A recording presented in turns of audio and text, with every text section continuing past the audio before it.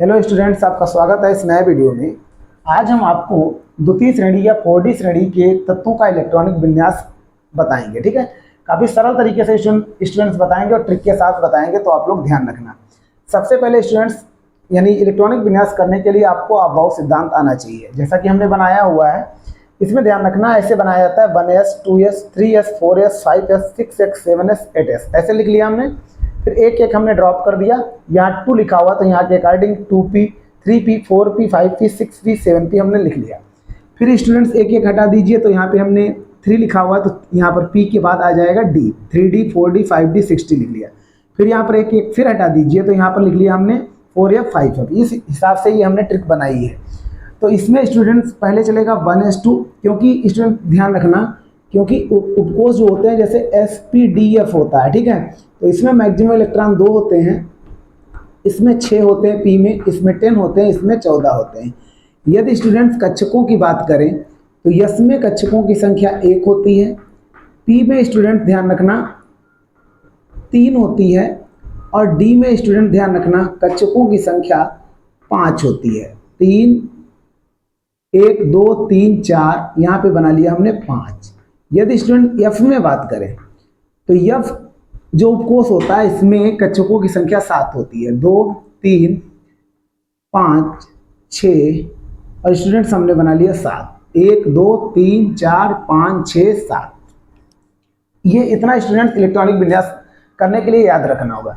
साथ ही साथ स्टूडेंट्स आपको हुंड का नियम ध्यान रखना होगा।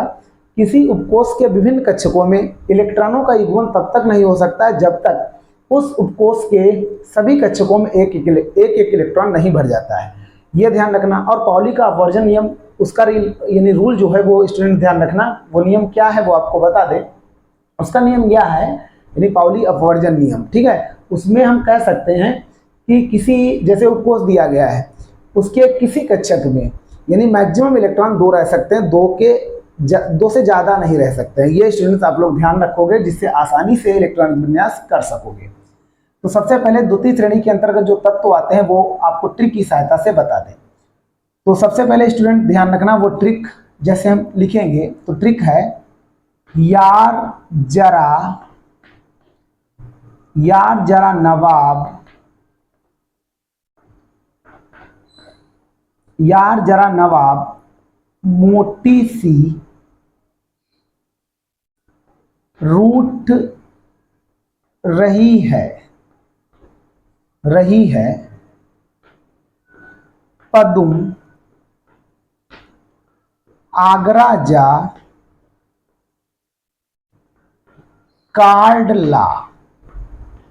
ये स्टूडेंट्स आपको ट्रिक ध्यान रखनी है।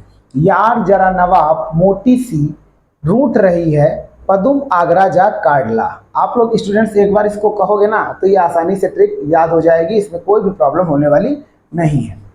तो यार का जो यानी यहाँ पर जो एलिमेंट आएगा, तत्व आएगा, इटीरियम आएगा, उसको 22 से लिखा जाता है। जरा जेडार लिख लेंगे, ठीक है। नवाब यहाँ पे लिख लेंगे NV, इसको लिखेंगे MO, TC लिख लेंगे, ठीक है। रूट RU लिख लेंगे, रही है RH लिखेंगे, है साइलेंट रहेगा, ठीक। पदुम PD, ठीक। आगरा AG हो जाएगा, जा साइलेंट रहेगा, कार्ड CD हो जाएगा, और ला यहाँ पर साइलेंट रहेगा। तो इस हिसाब से स्टूडेंट्स ये सभी एलिमेंट जितने भी हैं ये द्वितीय श्रेणी के अंतर्गत आते हैं, अर्थात D ब्लॉक के अंतर्गत आते हैं। यदि हम संक्रमण तत्व की बात करें तो इसमें यदि हमने बताया था, यदि ये वाला एलिमेंट हटा दिया जाए CD, ठीक है, इसका परमाणु क्रमांक 48 होता है, तो ये हटा दिया जाए तो बाकी सब ये सब D ब्लॉक के तो हैं, बाकी सब क्या संक्रमण तत्व के अंतर्गत आते हैं, ठीक है। जैसे पहले 3D श्रेणी हमने पढ़ाई थी, उसमें हमने बताया था कि जिंक को हटा दिया जाए तो जितने एलिमेंट बचेंगे वो संक्रमण श्रेणी के अंतर्गत आएंगे। जिंक नहीं आता है, इसी प्रकार इसमें कैडमियम नहीं आता है, ठीक है। इसके बाद वाली जो श्रेणी आएगी उसमें मरकरी नहीं आता है। तो ये ध्यान रखना स्टूडेंट्स, आपको यही ध्यान रखना है। तो यदि इनके यानी परमाणु क्रमांक हम लिख लेते हैं तो कहाँ से बताया था हमने, 39 से 48 तक। तो यहाँ स्टूडेंट इसका होता है 39, यहाँ पे लिखेंगे 40 41 42 43 44 45 46 47 और 48। मतलब परमाणु क्रमांक 39 से 48 तक इसके अंतर्गत आते हैं। अब स्टूडेंट इनके इलेक्ट्रॉनिक विन्यास आप लोग ध्यान रखना। ये अबाउ का नियम हमने बनाया है, यानी लिखा है, इसके अकॉर्डिंग भी आप इलेक्ट्रॉनिक विन्यास इसका कर सकते हो। जैसे 39 है, थोड़ा टाइम लगेगा, तो 1s2, 2s2, 2p6, 3s2, 3p6, 4s2, ऐसे हम इसका इलेक्ट्रॉनिक विन्यास करते चले जाएंगे जब तक 39 इलेक्ट्रॉन फिल नहीं हो जाते हैं। जहाँ तक ये जाएगा वहाँ तक हम स्टूडेंट्स इसमें लिखेंगे, बाकी इसमें कोई प्रॉब्लम होने वाली नहीं है। और चाहे आप इसको इस हिसाब से कर सकते हो, जैसे यहाँ पर हमने लिख लिया क्रिप्टॉन, ये Kr इसका सिंबल होता है। यदि इसके परमाणु क्रमांक की बात की जाए, ठीक है, तो वो 36 होता है। तो हमको अब ये सरल हो गया, 36 है तो कहाँ तक ये जाएगा, ये स्टूडेंट्स आपको ध्यान रखना पड़ेगा।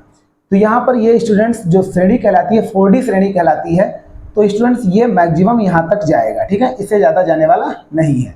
तो यहाँ से यदि हम इस दोनों प्रकार से स्टूडेंट्स आपको इलेक्ट्रॉनिक विन्यास हम बता देंगे। तो यहाँ पर स्टूडेंट्स या तो हम लिख लें 1s2, 2s2, 2p6, 3s2, 3p6, ठीक है, फिर आ जाएगा हमारा 4s2, फिर आ जाएगा यहाँ पर 3d10, यहाँ पर लिखेंगे 4p6, फिर लिखेंगे 5s2, और यहाँ पर स्टूडेंट जितना भी हमारा बचेगा इलेक्ट्रॉन, ठीक है, लास्ट में वो स्टूडेंट्स हम यहाँ पर आसानी से लिख देंगे, जिससे ये फिल हो जाएगा। तो सबसे पहले ये ध्यान रखो, उसी क्रम में हम बनाते हैं। तो क्रिप्टान लिखा हुआ है, तो क्रिप्टान ये यहाँ तक आ जाएगा, ठीक है, यहाँ पर गिन सकते हो, इसे 2 हो जाएगा, 2 4 हो जाएगा, ठीक है, इसका होता है 6 4 10, 2 12, 12 6 18, 18 2 20 हो गया, 20 10 30 हो गया, और 30 6 कितना हो गया 36, मतलब हम आ गए क्रिप्टान तक, यहाँ तक हमारा हो गया है, ठीक है, यहाँ तक इलेक्ट्रॉनिक विन्यास हो गया।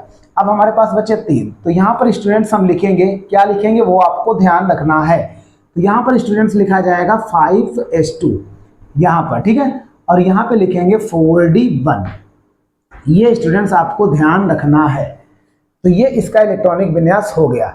या आप ऐसे कर सकते थे 1s2, 2s2, इस क्रम में आप बहुत सिद्धांत लगा रहे हैं, ठीक है, लेकिन ये करना आपको ऐसे है, तो कठिन नहीं है।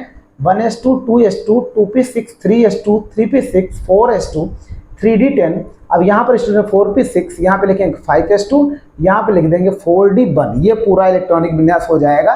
और ऐसे भी आप कर सकते हो, उसमें कोई भी प्रॉब्लम होने वाली नहीं है। ये आप लोग स्टूडेंट ध्यान रखोगे तो कभी गलतियां नहीं होगी। क्रिप्टान का कैसे करोगे ये ध्यान रखना। तो क्रिप्टान का होगा 5s2, यहाँ पे आ जाएगा 5d2, ठीक है, ये स्टूडेंट्स आपको ध्यान रखना है। सॉरी, यहाँ पे आएगा 4, आप लोग देख सकते हो ना, यहाँ तक पहुंचे थे ना, तो 4D सीरीज ही चल रही है, तो 5 आएगा कहाँ से। तो ये देखो, ये 36 4 40 हो गया, ये स्टूडेंट्स आपको ध्यान रखना है। अब इसमें कुछ रूल भी लगते हैं, जैसे हमने पिछला जो वीडियो बताया था उसमें Cr, ठीक है, क्रोमियम था, कापर था, उसमें क्या हुआ था, एक इलेक्ट्रॉन आ गया था S वाले से, कक्षक से, ठीक, तो वहाँ पर वो रूल लागू हुआ था। बाकी सब इसमें वो हर जगह रूल लागू नहीं होता है। इनका जो यानी इलेक्ट्रॉन कक्षक से जो आता है, यानी न्यूनतम ऊर्जा स्तर में आता है, वो प्रयोगों द्वारा ही निर्धारित किया जाता है। तो इसका एक रूल नहीं है जिसकी सहायता से आप कर सकते हो, वो आपको ध्यान रखना पड़ेगा, वो प्रयोगों द्वारा ही आता है। कुछ में वो लागू हो जाता है कि अर्धभरित कक्षक है तो उससे एक इलेक्ट्रॉन ले लीजिए, जैसे हमने क्रोमियम और कॉपर में बनाया था, ठीक है, पिछले मतलब 3D श्रेणी में बताया था। तो उसी प्रकार इसमें ये सिस्टम लागू तो होगा, हर जगह लागू नहीं होगा, वो प्रयोगों द्वारा ही आता है। तो स्टूडेंट इसका कोई बेसिक कॉन्सेप्ट नहीं है। तो यहाँ पर हम 41 की यदि बात करें तो यहाँ पर स्टूडेंट्स हो जाएगा Kr क्रिप्टान, यहाँ पर स्टूडेंट लिखेंगे 5s1, ये ध्यान रखना होगा स्टूडेंट, ठीक है, उसी हिसाब से आप कर सकते हो। तो यहाँ पर ये 36 1 37 हुआ, तो यहाँ लिखेंगे 4d4 हो जाएगा, तभी ये बनेगा। इस हिसाब से स्टूडेंट्स ये होगा, मतलब ये कोई बेसिक यानी वो एक कोई कॉन्सेप्ट नहीं लग रहा है, ये आप लोगों को ये याद ही रखना पड़ेगा, ठीक है, क्योंकि ये सिस्टम सब प्रयोग द्वारा आता है, वो नियम यहाँ पर नहीं लागू हो रहा है जो 3D में क्रोमियम और कॉपर में लागू हुआ था, ठीक है। तो ये स्टूडेंट्स आप लोग ध्यान रखोगे। यदि स्टूडेंट्स हम 42 की बात करें तो लिखेंगे क्रिप्टॉन, यहाँ पर लिखेंगे 5s1, यहाँ लिख देंगे 4d5। यदि हम 43 की इसकी बात करें तो Kr, यहाँ लिखेंगे 5s1 4d6। ये 44 की बात करें तो क्रिप्टॉन 5s1, यहाँ पर स्टूडेंट्स आ जाएगा 4d7। ये स्टूडेंट ध्यान रखना है। अब यदि हम RH की बात करें तो यहाँ पर कितना स्टूडेंट्स आएगा, अब यहाँ पर गिन लीजिए 36, 37, 37 7 44 हो जाएगा, बन जाएगा। ठीक, ये लिख लिया KR क्रिप्टॉन। यहाँ पर स्टूडेंट्स आएगा, कितना आएगा, तो 5S1 ही आएगा। यहाँ पर लिख लेते हैं 4D और यहाँ पर आ जाएगा 8, ये हो जाएगा। ठीक है, इस हिसाब से हमने ये बना लिया। अब स्टूडेंट इसमें ध्यान रखना PD में क्या सिस्टम होगा, उस हिसाब से आपको इलेक्ट्रॉनिक विन्यास करना है।